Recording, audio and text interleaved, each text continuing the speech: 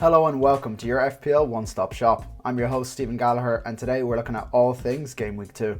Let's get straight into it. Starting with defences to target, here we can see the teams with the best fixtures from a defensive perspective over the next 6 game weeks. Villa are top of the table. They did keep a clean sheet against Newcastle, but with Konsa out, I would expect their clean sheet potential to reduce slightly. I think Cash could be the one Villa player to go for if you want to get one in this game week. He has historically been a bit of an FPL troll, but I think that right back spot is his until Villa start up in Europe after game week 5. I'd expect some rotation then. Palace are second in the table. They kept a clean sheet against Chelsea and looked very solid. Lacroix and Mitchell are 5 million and they both got DEFCON points. Richards was close to hitting DEFCON and looks to be great value at 4.5 mil. And Munoz is the most attacking option. When you look at Palace's average positions against Chelsea, he was the third highest forward for Palace, so basically playing as a winger. Sunderland are third. They kept a clean sheet against West Ham, but I'm not buying the hype. Keeping a clean sheet against West Ham isn't necessarily an indicator of future clean sheets against better attacks in the Premier League.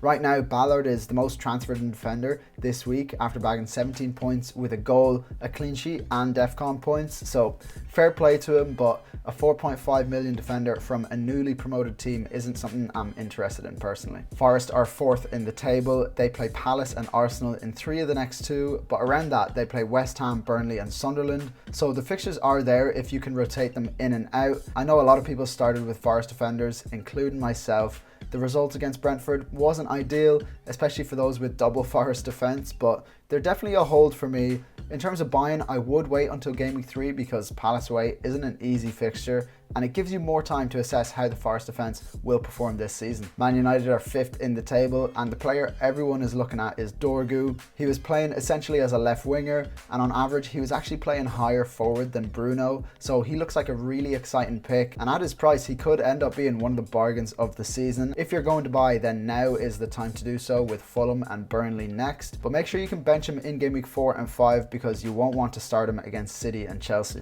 Here we can see the teams with the best fixtures from an attacking perspective over the next 5 game weeks. Sunderland top again, but not an attack I'm too interested in. Villa are second in the table now. After their 0-0 draw against Newcastle, I know a lot of Watkins and Rodgers owners were disappointed. As someone who owns both, I definitely was, but we didn't buy them for that game. We got them for this run of fixtures here, and Brentford just conceded 3 goals to Forest, so I think Villa attackers are definitely a hold. We saw that McGinn was playing on the right, and then Malen came in for him at the end of the game, and he looked very good. I wouldn't go for a Villa attacker other than Watkins and Rodgers for now, as they have the most secure minutes. Anyone else is a bit of a minutes risk. Forest are 3rd in the table. I think they surprised everyone by scoring 3 goals against Brentford after only scoring 2 goals in 7 games over the preseason, and as someone who had Chris Wood in his team all preseason and then I transferred him out for Mateta after seeing that preseason form for Forest, I'm well aware of the mistake I have made. Other than Wood, Gibbs-White picked up an assist and Ndoye started and scored a goal. He could be great value at just 6 million. And then Anderson, another great value pick. He got an assist and just missed out on DEFCON points, so he's on track to be one of the best 5.5 million midfield picks of the season. Man United are 4th in the table. They looked very impressive against Arsenal, a lot of positives there. Mbeumo and Cunha looked like the best options from an FPL perspective.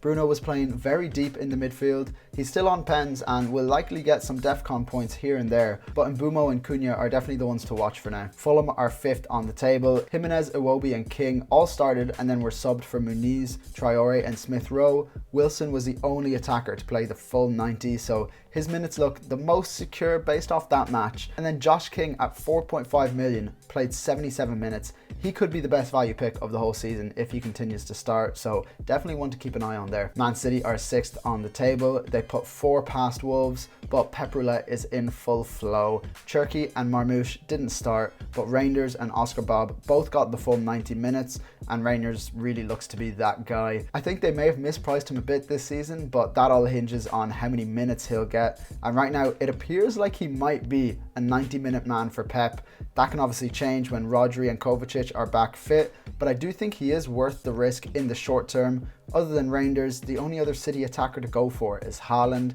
2 goals to start the season. He might end up being the better pick than Salah, but After one game, it is hard to tell, so stick with your decision. If you went for Salah instead of Haaland, remember that it's only one game week and there's still lots of football to be played. Bournemouth are 7th on the table and Antoine Semenyo is the man to go for from them. 2 goals, 90 minutes, playing for a good attack, and only 7 million, he looks to be great value. If you're getting rid of Marmoush or even Wirtz, I think this is the guy to go for. On to the stats review where we analyse which players are standing out statistically. Players in red are the most expensive and in green are the cheapest. We only have one game week's worth of data, but we're going to have a look anyways. Starting with the goalkeepers, we have the fixture difficulty from a defensive perspective over the next 6 game weeks against the expected goals conceded of their team. At the top is Bizot for Villa. As we saw, the fixtures look great for Villa, but once Emi Martinez is back, Bizot won't play. Dean Henderson and Sells both below Bizot with good upcoming fixtures, and in the top right is Rolfs from Sunderland. They kept a clean sheet against West Ham, like I said, and their upcoming fixtures are good, but 4.5 mil for a Sunderland keeper isn't something I would recommend. At the far right of the plot is Pope, followed by Trafford and Sanchez. After one game week, like I said, it's difficult to take too much away from this analysis, but it's good to have a look anyways and see how the data is starting to take shape. Onto the defenders, I've filtered by defenders with 0.1 expected goal involvement or more so that it's not too crowded. We can see Van Dijk and Cucurella, the only two 6 million defenders to have crossed that threshold. For the 5.5 mil defenders, Reece James, Tarkowski, Porro and Calafiori all passed that mark, and Calafiori is way out in front because if you saw his goal, his finish was essentially on the line, just a tap in, so high XG chance there. There's a few 5 million defenders that made it into the plot too, with Rico Lewis racking up the most expected goal involvement. He looked really involved in the attack. And then from the 4.5 million defenders, Van de Ven also had a great chance from a corner. And for the 4 mil defenders, Gudmundsson racked up 0.3 XGI. He's very attacking and could end up being the best budget enabler in our defenses. For the midfielders, I've filtered by mids with 0.2 expected goal involvements or more. Everyone looks cheap here compared to Salah, so I wanted to show where he is on the plot before I remove him. And then the same with Saka, he just about made the cut here. Cole Palmer did not make the cut. He really didn't look too threatening against a strong Palace side, so let's see if he can turn that around against West Ham. Once we remove Saka, we get a better idea of everyone's prices. Semenyo looks great here. In the top right, he's definitely a transfer target this game week. Jaden Anthony next to him and then Matt O'Reilly below him. They're both 5.5 mil and O'Reilly took a pen for Brighton. Gibbs White and Anderson higher up there shows how good Forest fixtures are and also how involved they both were in the first match. And then Kudus, another one I should point out because he looked very threatening and looks to be great value at his price. Onto the forwards, Haaland racked up the most expected goals of any player in game week 1. He's showing why he's priced at 14 mil, and if he continues on this form then he could be in all of our teams very soon. But let's remove him from the plot to get a better look at the rest of the forwards. Ekitike out on the far right. He's lower down because the fixtures for Liverpool are quite tough, but he looked like he fit right into that Liverpool side. The only issue is the Isak transfer saga and how that will affect Ekitike's minutes if he joins, but in the short term he could be a great punt. Chris Wood also picking up good expected data here. He took 2 shots, scored 2 goals. Classic Chris Wood, all he needs is a sniff at goal and he scores. And the upcoming fixtures are really good for him too, so he's a great pick. Thiago showing up here as well. He took a penalty for Brentford. With Witsel leaving, if Thiago is on pens all season, that's a massive point in his favour for FPL. At only 6 mil, he could be great value. And then finally, Richarlison, he looked really lively, scored a crazy overhead kick, but with Solanke coming back from injury, it's hard to say what his minutes will look like. On to captaincy. In first place, I have Saka against Leeds at home. I think this is the game that Saka goes big. I know Leeds kept a clean sheet against Everton, but playing at home against Everton is very different to playing away against Arsenal. I can see goals for Arsenal and Saka in this match. In second place, I have Haaland against Spurs at home. He looked very dangerous against Wolves. Could have had more goals with all the chances he got, and I'm not completely sold on the Spurs defence just yet. I know they picked up a clean sheet against Burnley, but that's not necessarily something to call home about. I think Haaland could do some damage in this game to Spurs and to my FPL rank because I don't own him. In third, I have Cole Palmer against West Ham away. This is mainly based off the fact that West Ham just conceded 3 goals to Sunderland, and it's not really based off Cole Palmer's current form because his output in the Premier League has not been amazing recently from the end of last season, and then in the first game of the season his positioning in the game was slightly concerning. but I just think West Ham looks so shaky defensively, so I am really targeting the fixture here.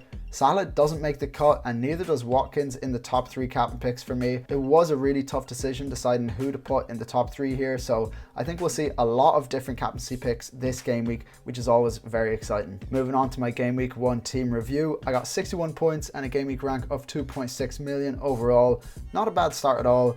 My defense did a lot for me here. Sanchez in nets with 8 points, Aït-Nouri with 9 points and Van de Ven with 6. Munoz on the bench picking up 5 points against Chelsea. Wasn't ideal, but I'm glad to have him in my team for game week 2. In the midfield, Salah captain came in clutch at the last minute. Classic Salah, we saw him do this a lot last season. Basically does nothing all game and then bags a goal in the last minute. That's why we own him. Gakpo also showing up with a goal and then Wilson with an assist to grab 5 points. But Palmer, Rogers, Mateta and Watkins all blanking. So not ideal at all. Hoping to see a lot more from them this game week. So let's see how we're set up. This is how we're lining up for game week 2. Munoz has come in for Nico Williams. The midfield and forwards stays the same. The question I'm asking myself is if Nico Williams should be in this starting lineup in place of Wilson against Man United.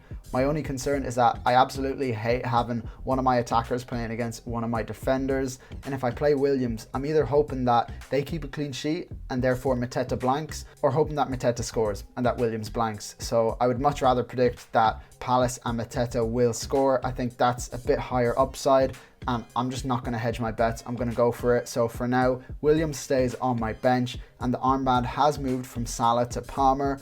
I'm not completely sold on this decision and Palmer captain in general. It could be one of Salah or Watkins as well, which I am very tempted to do. And in fact, Watkins is high on my radar for captaincy this game week, but I haven't decided 100% yet what this team will look like come the deadline. So if you want to see what I go for, then join the deadline stream live here on YouTube 1 hour before the deadline at 5:30 UK time. If you made it this far in the video, then thank you so much for watching. One thing you guys can do to help out is to like and subscribe to the channel. We're aiming for 10,000 subscribers by the end of the season, so join the community if you haven't already. Until next time guys, have a good one.